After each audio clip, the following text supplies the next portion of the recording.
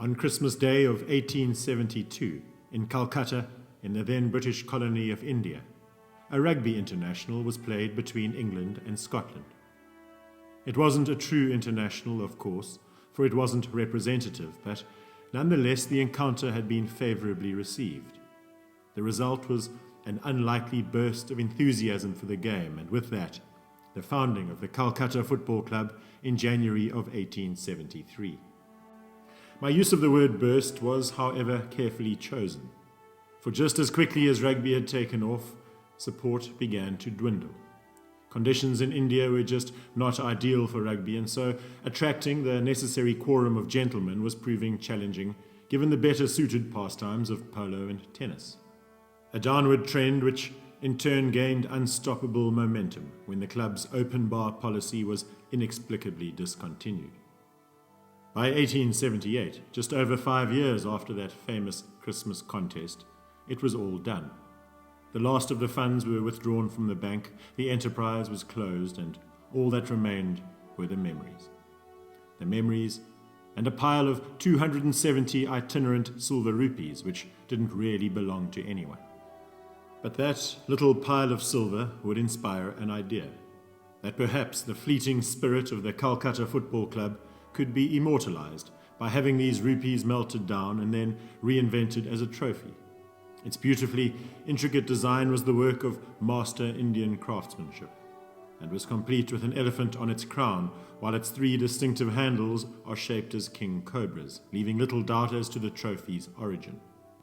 That silverware was in turn gifted to the Rugby Football Union, the RFU, effectively then the governing body of rugby, with only one stipulation, that it should be competed for on an annual basis.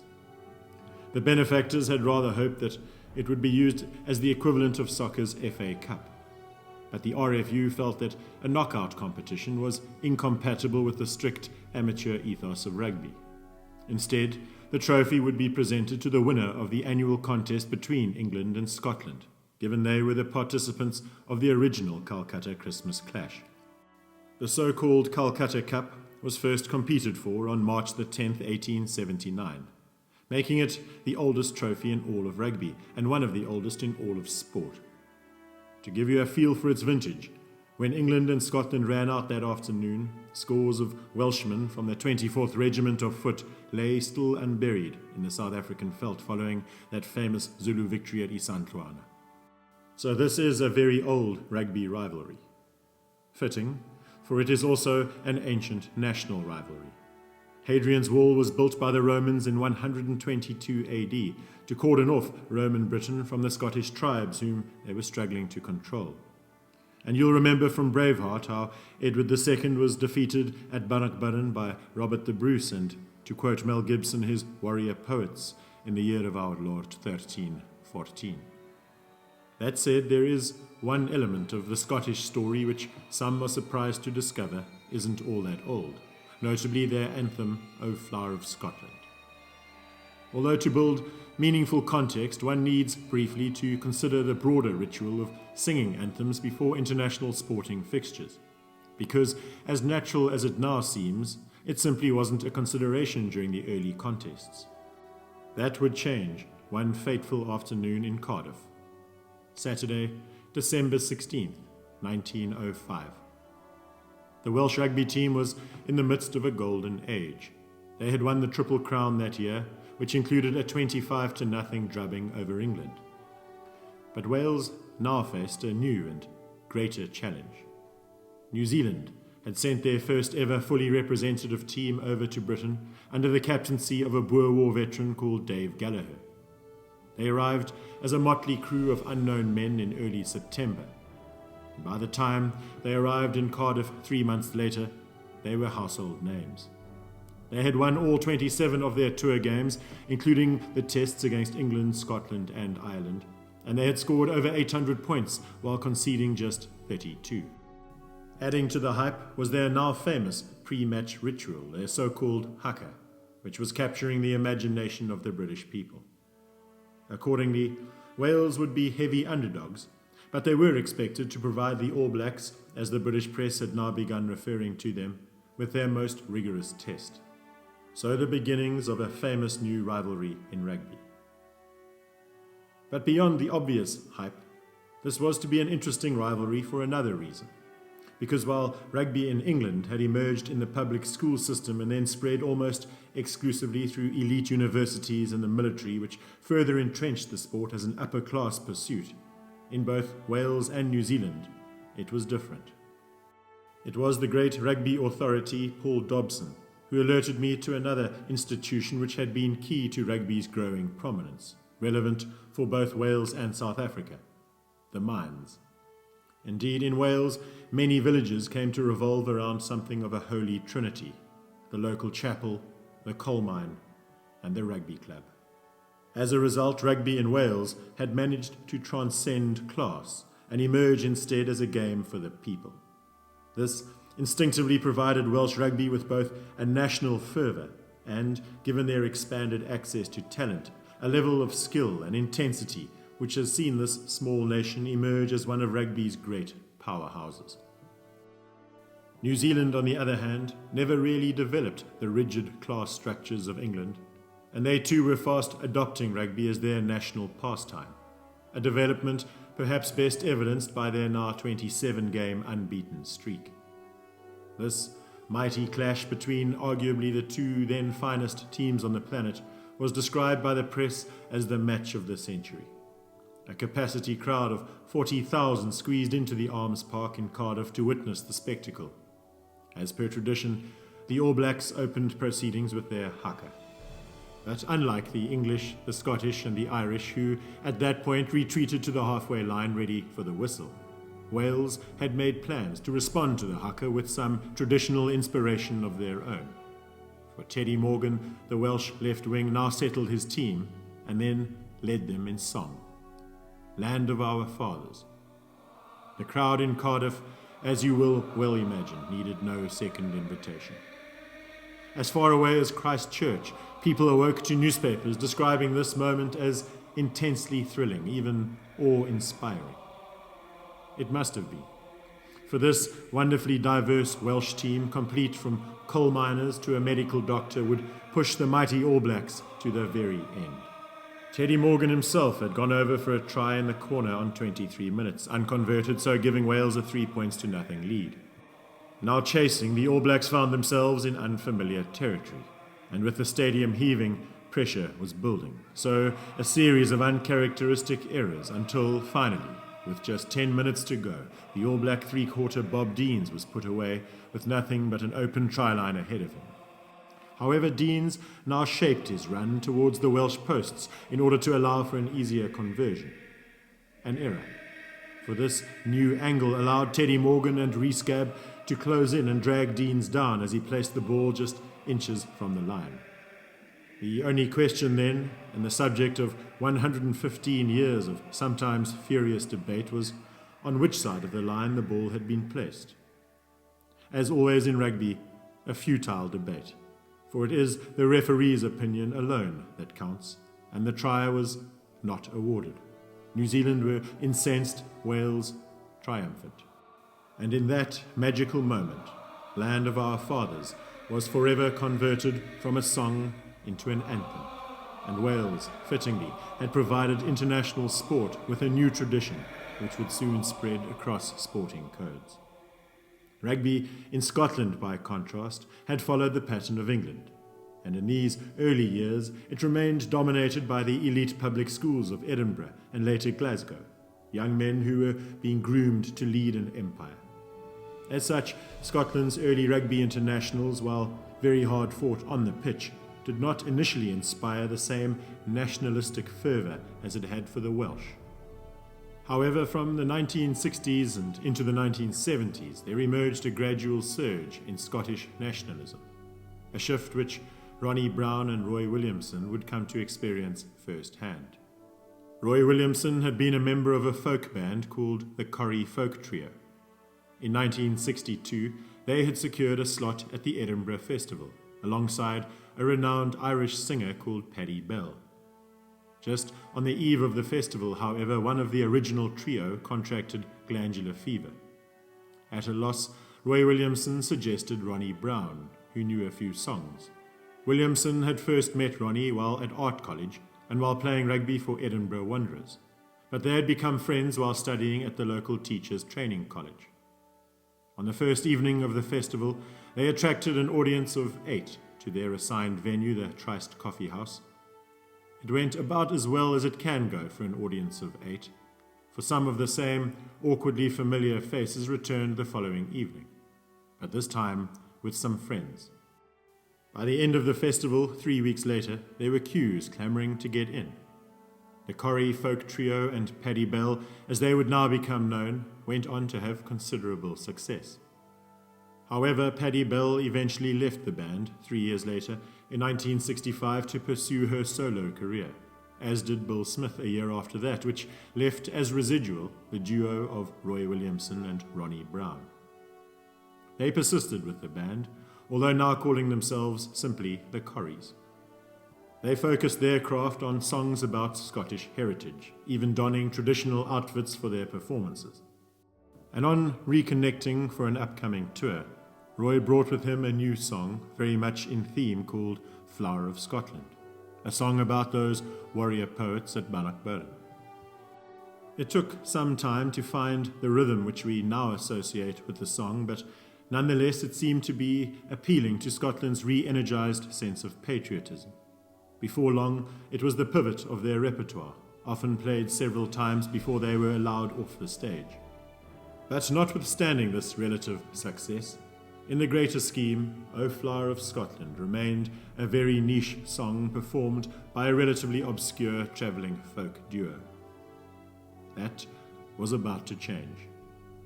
The British and Irish Lions rugby team was making their way to South Africa in 1974, a tour which was garnering considerable hype in the British press. Firstly, because the Lions had beaten the All Blacks in a series for the first time ever in 1971. And there was now a belief that they could perhaps do the same to the mighty Springboks, something no team in the world had achieved in South Africa that century. But secondly, because Britain was divided as to whether the tour should even proceed. The D'Oliveira affair had already put pay to all incoming tours from South Africa, but outgoing tours were harder to disrupt, and decisions ultimately lay with the rugby authorities. Nonetheless, many did oppose the tour, and John Taylor, the Welsh flanker who had seen enough when touring South Africa with the Lions back in 1968, made himself unavailable. Nonetheless, the tour went ahead. The Lions were to be skippered by an Ulsterman called Willie John McBride, a man who devoted little energy to politics. "My beloved province is tearing itself to pieces, and I can't do anything about that," said the Northern Irishman. "I can't do anything about South Africa either." McBride was a larger-than-life character with a nose for mischief and a pair of singing lungs capable of matching any Welshman on the bus. And this is where the story shifts. For the Lions have a long tradition of song. On this tour, the great Welsh scrum half Gareth Edwards was renowned, as was the rich baritone of England's front ranker Fran Cotton. Players were absorbed into this tradition during cabaret evenings, and in what for some was the stuff of nightmares, everyone was expected to sing. Billy Steele was a light but gritty winger, the son of a cotton mill worker from Langholm in the Scottish borders, with a love for folk music, including that of an unknown little band called the Corries. And in what was a very bold move, Steele chose a song which not even the other Scotsmen on the team had ever heard of. But the team loved it. In fact, they could not get enough of it. And over the coming days, as the men quickly learnt the words, it emerged as their tour anthem. Although in their version they replaced Proud Edward's army with the Springbok army, which, according to the song, was sent home to think again. By the second test, it had become so entrenched as a ritual sung on the bus on the way to games, that even when authorities tried to rush the Lions off the bus and into the stadium, they refused, holding form until they had finished their song.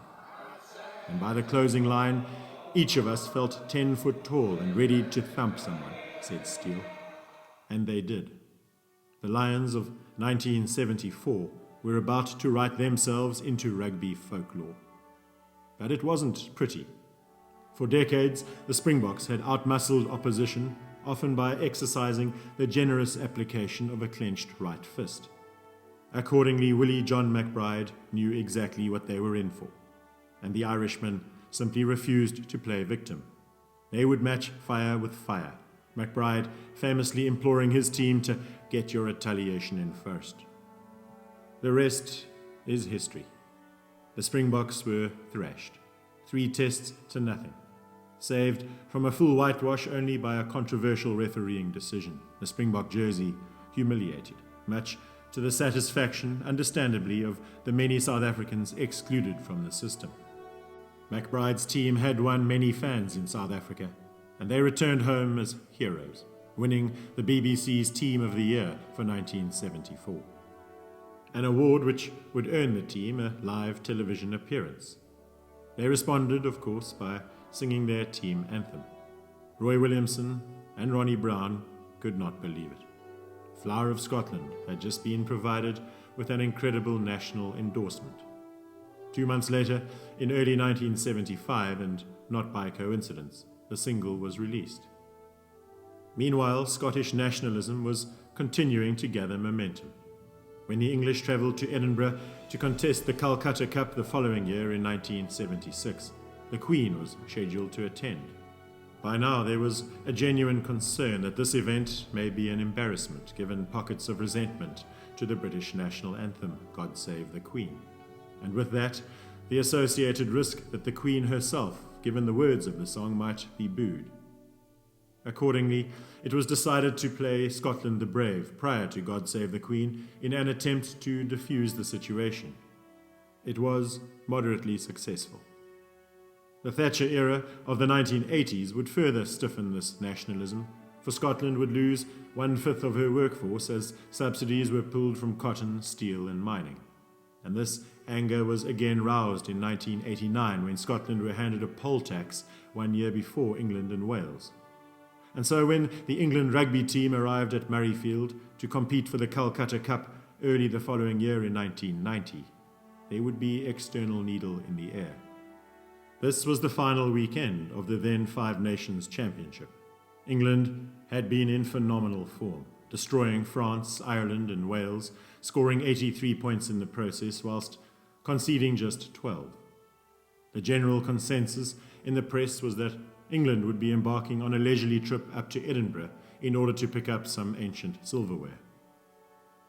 By now you'll probably have realized that I'm lining you up for a story in hubris.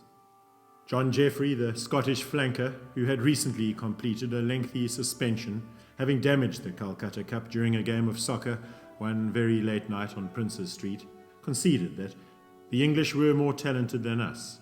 But, he added, they believed the hype, that they only had to turn up to win. Scotland, it should be said, had also quietly scraped together an unbeaten championship, although narrowly and with little of England's panache. So there was a huge amount at stake, the Triple Crown, the Grand Slam, and then of course that prized silver composite of Indian rupees. And then, as if the encounter needed any more fire, the Scottish Rugby Union, perhaps in recognising the potential backlash to God Save the Queen, now gave approval for 2 verses of Flower of Scotland to be adopted as the official Scottish anthem. This was March 17, 1990, an encounter with more than a shade of resemblance to the singing Welsh taking on the mighty All Blacks back in 1905. By this stage, sadly, the writer of Flower of Scotland, Roy Williamson, was terminally ill. His health had deteriorated while touring with the Corries in 1989. He was subsequently diagnosed with a brain tumour, which was operated on in January of 1990, a procedure which was hoped could buy him a few extra months to live. It is at this stage that words fail me, and I urge you to follow the link provided to witness the singing of the anthem that afternoon and some of the highlights of the game that followed.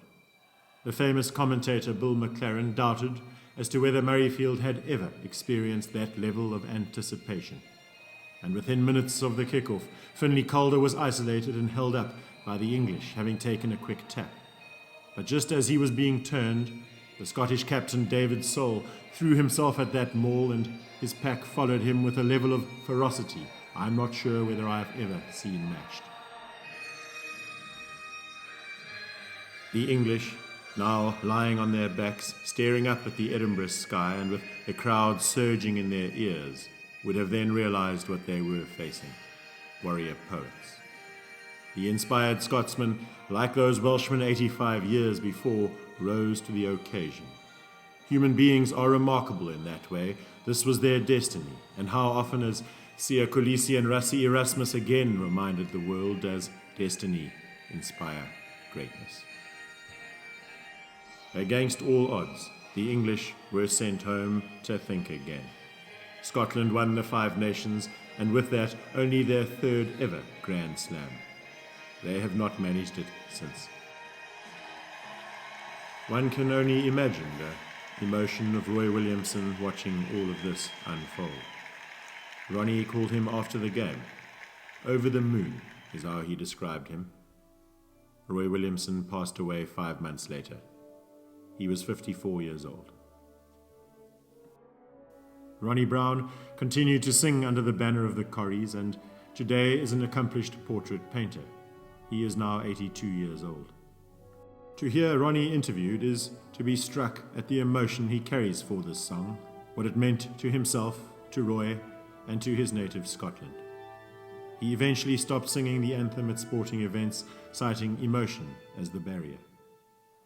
Like any creative product, Flower of Scotland does receive mixed reviews. Some feel that its reference to war is inappropriate. Others feel the song is too slow, that it sounds like a dirge. Billy Steele reckons it's all about how it's performed. The Lions in South Africa, he remembered, always sung it with thunder.